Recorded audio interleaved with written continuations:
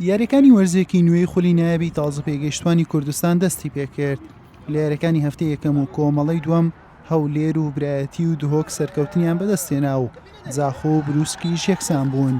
لەسەر یاریگای دووەمی فڕانسۆ هەریری تازە پێگەیشتوانی هەولێر میوانداری گاڕەی شاری دهۆچی کرد. لە سەرەتای نیوە یەکەم تازە پێگەیشتوانی گاڕا باشتر دەردەکەوتن و هەوڵی گۆڵێکی خێرایان دەدا، بەڵام کوڕانی هەولێر جڵەوی یاریەکەیان کەوتەوە دەست و لە ناوەڕاستی نیوە یەکەم ئەرکانستار بە لێدانی سەر گۆڵ یەکەمی بۆ تازە پێگەیشتوانی هەولێر تۆمار کرد.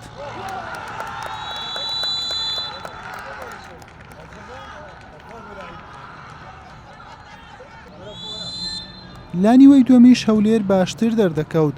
گاڕا بەهێر شالگەڕاوەکان مەترسی لەسەر گۆڵ یانەی میوان دروست کرد بوو، بەڵام گۆڵپارێز بەرپەرچی هەموو هێرشەکانی دەدایەوە. لا خولەکی نۆهات مستەفا قابیل توانی گۆڵی دووەمیش بۆ تازە پێگەیشتوانی هەولێر تۆمار بکات و یەکەم سەرکەوتن و یەکەم سێخاڵ بۆ یانەکەی بنووسێتەوە.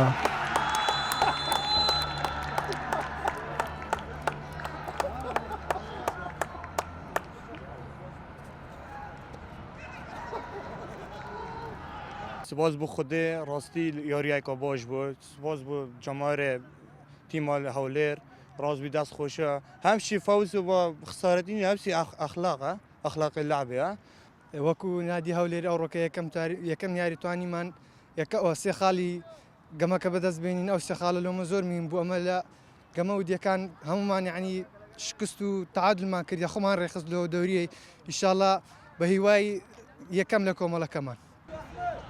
لێرەکانی دیکەی هەمان کۆمەڵە برایەتی بە 2 گۆڵ بەرامبەر گۆڵێک لە پێشمەرگەی هەولێری بردەوە و دهۆک بە گۆڵێکی بێوەڵام لە هەندرێنی بردەوە و زاخۆ و بروسکیش بە بێ گۆڵ یەکسان بوون. حوسێن محەممەد کەناڵی ئاسمانی پێیام هەولێر.